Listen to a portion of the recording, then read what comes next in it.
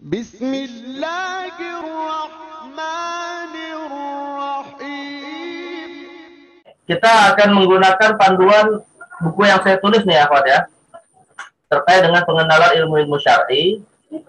Tapi kalau untuk ini bukan buku filologi ya, ini bukan buku filologi ya, atau bukan buku yang disusun untuk sebagai kajian filologi, tidak. Tapi buku ini saya tulis dalam rangka untuk kita mengenal ya beragam ilmu-ilmu syariah yang lahir dari peradaban Islam, dan yang sebenarnya ingin tuju itu di sini mengukur skala prioritas dalam belajar Islam ya. Bagaimana seorang muslim kemudian bisa meletakkan skala prioritas ketika dia melakukan atau ketika dia sedang menuntut ilmu, yang tentunya ketika seorang muslim mempelajari ilmu Islam ya ada yang hukumnya fardu ain ya, ada yang hukumnya fardu kifayah, ada yang hukumnya sunnah muakkadah gitu ya. Tidak, artinya belajar ilmu syariah itu tidak semuanya satu level dari segi hukumnya ya. Jadi, tapi kita tidak bicara dalam konteks itu, kita akan bicara dan menggunakan buku yang saya susun ini untuk mengenal berbagai macam ilmu-ilmu syar'i ya, yang nanti akan kita langsung mengetahui proses tahqiq ya, beberapa literaturnya lewat beberapa karya yang nanti akan kita pilih ya, lewat beberapa kajian filologi yang nanti akan kita pilih, yang di situ terdapat muqaddimah dari sang muhaqqiq ya. Jadi ini sifatnya tatbiki seperti yang tadi saya sebutkan. Tapi sebelum kita masuk kepada prakteknya ya, nah ini kita akan kasih pengantar untuk kalian. Ini al-muqaddimah haula ilmi al-maqtutat wal muqaddimah haula at-ta'arruf ala al-ulum asy-syar'iyyah. Ya. Kita akan memberi pengantar terkait dengan ilmu filologi dan pengenalan ilmu-ilmu syariah. Ya. Baik. Hunaka wada'a al-bahithun ya, wada'a al-bahithun haula hadzal ilm al-qawaid as-sittah fi tahqiq al-maqtutat ya. Jadi para peneliti, para bahith ya yang konsen di dalam kajian filologi atau ilmu maqtutat itu memberikan atau menetapkan semacam 6 kaidah terkait dengan proses di dalam melakukan tahqiq al-maqtutat ya. Nanti kalian bisa bandingkan ya, Pak. Kalian bisa bandingkan 6 kaidah ini dengan atau dengan maklumat yang sudah kalian ambil dalam mata kuliah filologi 1 ya pada semester 6 di melalui kitab buku Profesor Nabila Lubis ya. Ini saya mengambil referensinya dari dari para bahis di Timur Tengah ya, terkait dengan 6 kaidah di dalam melakukan proses tahqiq terhadap maktub atau terhadap manuskrip ya. Al-qaidatul ula al-jam'u. Al-qaidatul ula al-jam'u. Jadi kaidah pertama dalam proses melakukan tahqiq al-maqtutat adalah al-jam'u. Mal muradu bil jam'i ya fi ilmi al-maqtutat, yakni bi an yabda al-muhaqqiqu amalahu bi jam'i nusakhil maqtut al-mubtara fi maktabatil alam qadral mustata. Ya. Jadi al-jam'u itu artinya ya mengumpulkan ya mengumpulkan ya. Jadi seorang muhaqqiq mengumpulkan berbagai macam naskah-naskah manuskrip ya. Mengumpulkan berbagai macam naskah manuskrip yang biasanya tersebar ya di beberapa perpustakaan-perpustakaan dunia. Tentunya sebatas kemampuan dari sang muhaqqiq. Ya, misalnya dia mencari di maktabah ilmiahnya di Al-Azhar atau di Mesir gitu ya.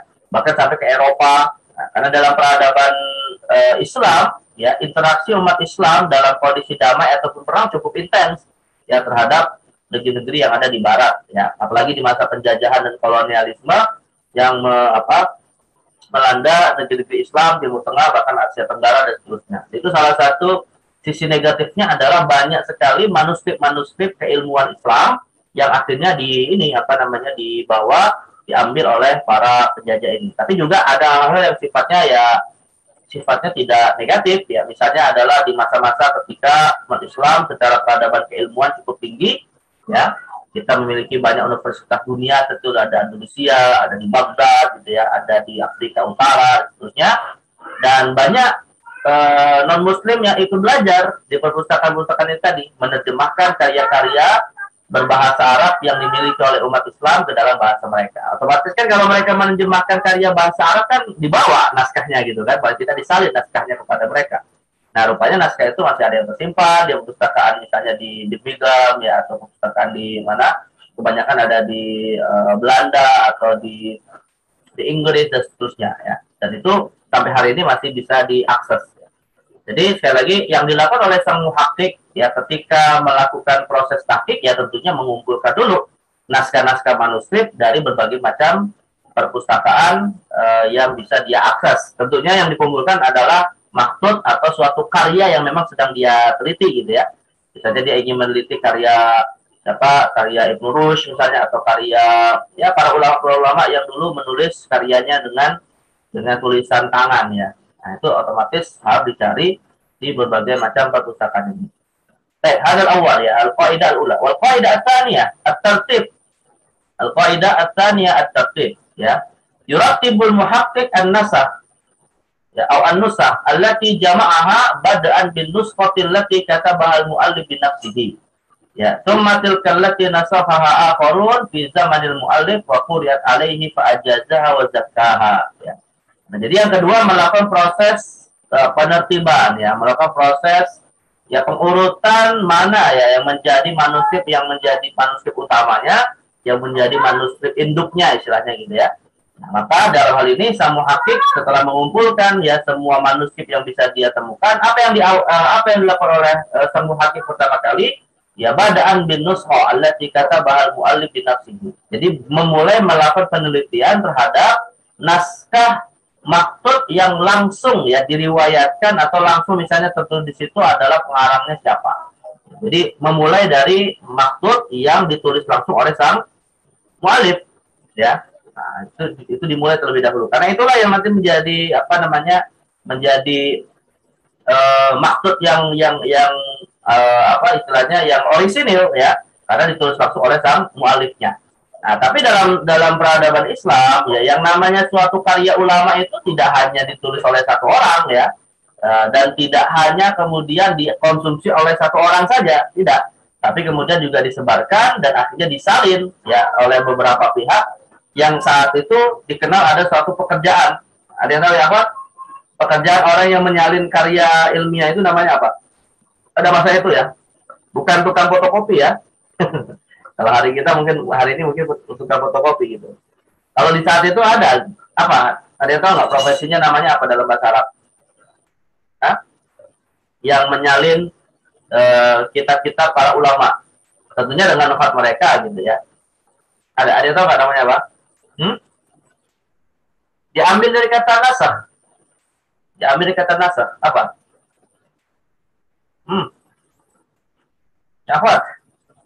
La tadraina, la ta'rifna? Al-Munsif. Munsif. Maka an-nassah ya. An-nassah ala wazni an-najjar. Ya. Nah, disebut dengan an-nassah. Nah, jadi pihak yang melakukan penyeduran ya, yang melakukan proses penulisan ulang ya dari karya yang ditulis oleh sang mu'allif langsung itu disebut an-nassakh. Jadi ada profesi yang saat itu ya bekerja untuk melakukan hal tersebut ya. Baik. Nah, jadi kemudian setelah sang muhakkik melakukan penelitian ya terhadap karya atau terhadap maksud yang langsung ditulis oleh mu'allif, tsummatil allati nasakhaha akharun ya. Atas kemudian melakukan penelitian pada naskah lainnya yang ditulis oleh para penyalin-penyalin yang lain gitu ya. Fi zamanil mu'allif, khususnya pada masa sang mu'allif masih hidup ya. Sebisa mungkin seorang muhakkik itu mengakses ya dan mencari naskah yang secara waktu itu sangat dekat dengan masa sang mu'allif gitu ya. Nah, ini kan agak sulit juga atau agak sulit diverifikasi kalau misalnya sang mu'allif wafat pada tahun 700 Hijriah misalnya ya, tapi kemudian manuskripnya itu tercatat rupanya ditulis pada 200 tahun berikutnya. Walaupun itu tidak mustahil gitu ya. Nah, ini kan tentunya memverifikasi kebenarannya juga sangat sulit. Kecuali kalau memang ditulisnya ada keterangan di situ, ditulis pada saat sang mu'allif masih hidup. Artinya sang mu'allif juga bisa saja langsung terlibat di dalam proses naskah itu sendiri. Nah, itu lebih orisinil ya. Wa quriyat alaihi, yang mana bahkan naskah yang ditulis itu dibacakan kepada sang mu'allif dan fa'ajazah dan diijazahkan kepada kepada nasah ya, atau kepada tolibnya. Jadi ada juga para murid-murid kan yang menyalin apa yang ditulis oleh atau apa yang disampaikan oleh sang guru gitu ya. Nah, jadi bahkan dalam wujud ijazah. Ini bukan hanya sekedar menyalin untuk kemudian dijual misalnya atau disalin dalam rangka untuk dijadikan sebagai produk perpustakaan, tidak, tapi juga diijazahkan sebagai bagian dari proses thalabul ilminya. Wa zakkaha ya, dan ya diberi tazkiyah oleh sang mu'alif kepada sang nasah tadi ya. Nah, jadi ini intinya melakukan pengurutan dimulai dari karya sang mu'alif sendiri, baru kemudian yang kedua ya. Jadi gini, bisa dikatakan ya apa? Maksudnya itu ada dua jenis ya, ada maksud yang sifatnya primer, ya ada al-maksud al-asli gitu ya, al-asasi, dan ada yang maksud yang sifatnya sekunder ya, tsanawi. Nah, jadi kalau maksud yang sifatnya primer itu langsung dari siapa? Sang mu'alif ya. Tapi kalau maksud itu sifatnya sekunder, maka itu datang dari para nasah ya, yang menyalin karya sang mu'alif ini. Nah, itu dilakukan penertiban seperti itu dan dimulai dari yang primer baru yang sekunder. Asalis al-qaidah as-salisah hasrun nasri al-mutasyabih al-maqsud ya. Nah, yang ketiga hasr itu membatasi ya, atau mengumpulkan untuk dibatasi an-nasakh al-mutasyabiha lil maqsudat atau an-nusakh al-mutasyabiha lil maqsud ya. Jadi melakukan penyempitan gitu ya, melakukan penyempitan atas naskah-naskah yang memiliki perbedaan atau kemiripan gitu ya, memiliki kemiripan terhadap maksud ya. Artinya ini ya yang mirip ya bagus, berarti kan saling mendukung ya, dan itulah yang paling orisinil gitu kan.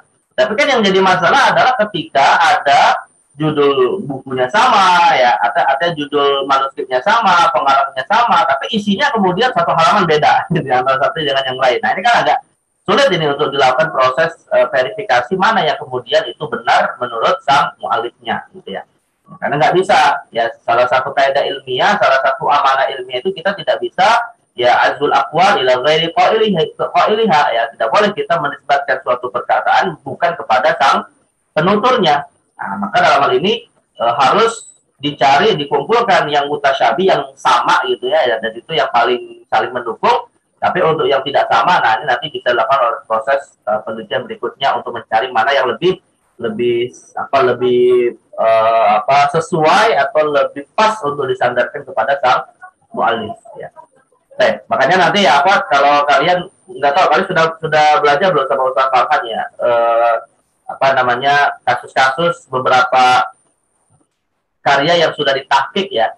Di situ kan biasanya sang muhaqqiq akan melakukan semacam pengkajian ya, istilahnya itu ya, dasar, bisa dikatakan ini semacam dalil-dalil terkait dengan bahwa karya itu memang merupakan tulisan dari si fulan gitu ya. Jadi dalilnya ini dalil pertama, dalil kedua, dalil ketiga yang memang itu adalah karya dari si fulan. Atau kalau misalnya ada perdebatan ini apakah karya si fulan atau bukan, nah itu nanti dilakukan penelitian, dikaji dan seterusnya. Nah, itu biasanya di mukadimah setiap kitab yang ditahqiq itu ada. Nanti kita akan pelajari satu persatu dari karya-karya yang kita jadikan sampel. Baik. Coba al-qaidah ar-rabi'ah. Al-inayatu bi rasmil maqtud. Ya, al-inayatu bi rasmi al-maqtud. Ya, memberikan ya perhatian yang lebih gitu ya, memberikan perhatian yang fokus, perhatian yang maksimal terhadap rasm. Mana rasm ya, Pak? Ar-rasm al-qat ya. Ar-rasm mana al-qat ya. Ya tulisannya ya terhadap manuskrip yang ditemukan. Min haitsu tashihil akhta wa radd nususihi ila masadiriha al-asliyah ya wa mula'amati al-fadhihi wa ibaratihi ma'anut qisa'idil yaum ya. Yaitu dengan melakukan proses pembenaran ya, atau proses istilahnya itu membenarkan ya kekeliruan yang terjadi di dalam khotnya ya, dan juga mengembalikan nususnya, memberikan teks dari manuskrip tersebut kepada sumber-sumber aslinya ya. Artinya sumber asli itu kepada sumber-sumber ilmu yang menjadi fondasi dasarnya gitu ya. Atau bisa juga maksudnya dikembalikan kepada sumber asli dari manuskrip yang langsung ditulis tangan oleh sang mu'alif ya. Wa mula'amati alfadhihi wa ibaratihi manut kisah idil yaum, dan juga memperhatikan keserasian lafaz-lafaz manuskrip itu ya, dan ibarahnya dan ungkapan-ungkapannya itu sesuai dengan apa yang digunakan dalam tradisi berbicara pada hari ini. Jadi artinya kalau kita bicara dalam konteks bahasa Arab misalnya ya, tentunya kan ya alhamdulillah sih Allah SWT menjaga bahasa Arab ini dengan adanya Al-Quran dan Sunnah gitu ya, yang terjaga sampai hari ini bahasanya masih sama dengan apa yang dituturkan oleh Nabi Muhammad SAW dan para sahabat 14 abad yang lalu gitu ya. Hanya saja kan tidak sedikit juga ada bahasa-bahasa Arab ya, atau ada mufradat ataupun ada lahajat ya, yang itu dipengaruhi oleh suatu tradisi atau suatu suatu latar belakang kekauman gitu ya, yang membuat bisa saja beberapa mufradat itu tidak lagi digunakan dalam konteks bahasa hari ini. Nah, maka seorang muhaqqiq juga sebenarnya adalah seorang ahli bahasa ya. Kalian kan sudah belajar ya di bukunya Profesor Nabila Lubis, bahwa yang namanya ilmu filologi itu kan merupakan rumpun dari ilmu apa? Ilmu bahasa bukan? Ilmu sastra bukan? Hah? Filologi itu termasuk rumpun ilmu sastra atau bukan? Udah belajar belum? Nah ini kayaknya perlu murojaah gini kalian buku beliau ya. Jadi yang namanya ilmu filologi termasuk salah satu rumpun ya, atau memiliki hubungan yang erat dengan ilmu sastra, ya, ilmu kebahasaan. Karena ini kan kita bicara tentang bahasa yang saat itu digunakan. Ya maka seorang muhaqqiq ya juga harus menguasai setidaknya bahasa yang dia gunakan untuk melakukan tahqiq atau proses filologis terhadap suatu karya ya. Dan tadi ya seorang muhaqqiq juga memiliki keahlian untuk bisa menyambungkan antara bahasa manuskrip dengan bahasa di masa dia hidup gitu ya. Bahasa kita atau bahasa di mana kita hidup hari ini gitu ya. Nah, itu harus diberikan tashih ya. Tapi biasanya tashihnya begini, kalau muhaqqiq itu biasanya menjadi catatan kaki ya. Tashih muhaqqiq itu biasanya menjadi catatan kaki yang itu tidak langsung ada di dalam halaman intinya ya. Dan nanti kita akan bisa ketahui secara real ya lewat beberapa karya yang sudah ditahqiq, untuk kita lihat bagaimana proses tashihnya ini ya. Baik, kemudian yang kelima, al-qaidah al-khamisah. Al-qaidah al-khamisah, al-ihtimam bi hasyiatil maqtud. Lianna al-muzhir al-haqiqi lil majhulin naqdi wal ilmi alladhi qama bihi al-muhaqqiq ya. Nah, kemudian sang muhaqqiq melakukan, atau sang muhaqqiq ya juga mengkaji ya secara konsentrasi yang maksimal terhadap hasyiatul maqtud. Hasyia itu kan apa? Catatan-catatan gitu ya terhadap manuskrip yang ada. Dan alhamdulillah ya Pak, lebih bagus lagi kalau misalnya ada seorang muhaqqiq ingin melakukan suatu tahqiq, rupanya karya yang ditahqiq itu ada syarahnya misalnya. Karya yang ditahqiq itu ada hasyiahnya gitu ya. Misalnya kita ingin mentahqiq kitab misalnya Minhajul Thalibin karya Imam An-Nawawi misalnya ya. Nah, ini kan Minhajul Thalibin karya Imam An-Nawawi banyak sekali syarahnya. Ada syarah Imam Ibnu Hajar Haytami, ada syarah Imam Syihabud Ar-Ramli, ya, ada syarah Imam apa lagi ya yang bicara itu Ibnu Hajar, Syihabud Ar-Ramli, Al-Fatih Asy-Syarbini gitu ya. Nah, melalui karya-karya syarah ini tadi ya, yang mungkin sudah selesai ditahqiq sebelumnya, nah itu bisa saja kita melakukan komparasi ya terhadap kitab aslinya Minhajul Thalibin dengan syarahnya, untuk melihat sejauh mana istilahnya keserasian ya antara hasyiah itu terhadap buku induknya. Nah, makanya di sini dikatakan ya li'annahal mudhir al-haqiqi, karena hasyiah ya catatan kaki terhadap suatu maktub itu merupakan mudhir al-haqiqi lil majhudin naqdi. Ya, sebagai al-mudhir itu kan yang memberikan penjelas lah gitu ya, yang memberikan penjelas yang paling orisinil terhadap suatu usaha melakukan kritik terhadap maktub tersebut. Yaitu memberikan kritik itu maksudnya naqd itu maksudnya memberikan ya penelitian yang kritis gitu ya, bukan hanya kemudian menerima begitu saja apa yang ada di maktub ya. Apalagi kalau misalnya yang ada di maktub itu bukan langsung penulisnya adalah sang mu'allif, tapi ditulis oleh nasakh pada abad-abad selanjutnya misalnya. Nah, maka ini dilakukan oleh seorang muhakkik untuk bisa betul-betul mendapatkan ungkapan yang pas sesuai dengan yang ditulis oleh sang mu'allif al-maktub itu sendiri. Baik. Kemudian yang terakhir yang keenam ya al-qaidah as-sadisah. Nah, ini sifatnya sudah teknis nih akhwat. Ya, yang keenam ini sifatnya teknis ya, yaitu kajian-kajian yang dari nomor 1 sampai nomor 5 ini dituangkan di dalam karya yang sudah ditahqiq ya dalam wujud muqaddimah. Wa'u muqaddimatan lil maktub ya. Wa'u muqaddimah lil maktub dan juga melakukan semacam analisa hal-hal yang terkait dengan maktub itu sendiri ya. Jadi sang muhakkik memberikan semacam muqaddimah terhadap manuskrip yang dia tahqiq ya. Nah, di mana di dalam muqaddimah tersebut dia menjelaskan misalnya ya, nanti akan kita pelajari secara ini juga secara praktis ya dengan melihat muqaddimahnya. Yushirul muhakkik fiha ila maudu'il kitab ya, di mana sang muhakkik kemudian ya di dalam muqaddimahnya itu intinya ingin menjelaskan ya kitab ini apa, mereview. Nanti tugas kalian ya, Pak. Tugas kalian ya dalam perkuliahan ini insya Allah kalian akan diberi tugas melakukan review ya terhadap kitab-kitab yang ditahqiq. Nanti kitabnya saya pilihkan, kalian buat reviewnya pakai bahasa Indonesia saja ya, untuk kalian memahami apa namanya bagaimana sang muhakkik memberikan kajian terhadap suatu kitab atau suatu karya yang ditahqiqnya. Wa idhafatul qayyimah allati yatadammanaha, dan dia juga memberikan tambahan-tambahan ya, memberikan informasi tambahan yang itu penting untuk diketahui oleh para pembaca sebelum membaca hasil tahqiqnya ya. Wa ta'rifan wafian, misalnya apa? Ta'rifan wafian bi muallifil kitab ya, di antaranya dia memberikan kejelasan ya biografi dari sang muallif gitu ya. Nah, jadi walaupun bisa jadi begini, bisa jadi di dalam kitab maktubnya nggak ada biografinya, nggak seperti buku hari ini ya. Kalau orang kan buku hari ini di halaman belakangnya dia jelasin diri sendiri, jelasin biografinya sendiri gitu ya. Si fulan ini si fulan ya, kuliahnya di mana, karya ilmiahnya apa. Kalau buku hari ini gitu ya. Tapi kan kalau buku-buku zaman dulu mungkin jarang ya sang mu'allif memberikan biografi tentang dirinya gitu ya. Kecuali kalau misalnya biografi itu kita temukan dalam kitab-kitab Tabaqat atau kitab Tarajum misalnya ya. Nah, maka di sini muhakkik yang mentahqiq suatu karya juga mencari informasi terkait dengan biografi sang mu'allif ya. Wa bi'atihi al-ijtimaiyah, bahkan termasuk juga mencari dan menganalisa ya bagaimana konstruk sosial pada masa itu, di masa si mu'allif itu hidup gitu ya. Bi'ah ijtimaiyahnya. Nah, itu gimana itu? Dia seorang alimkah, dari keluarga alimkah ya, atau misalnya dia seorang alim yang orang tuanya pedagang misalnya, mungkin mempengaruhi proses didikannya gitu ya.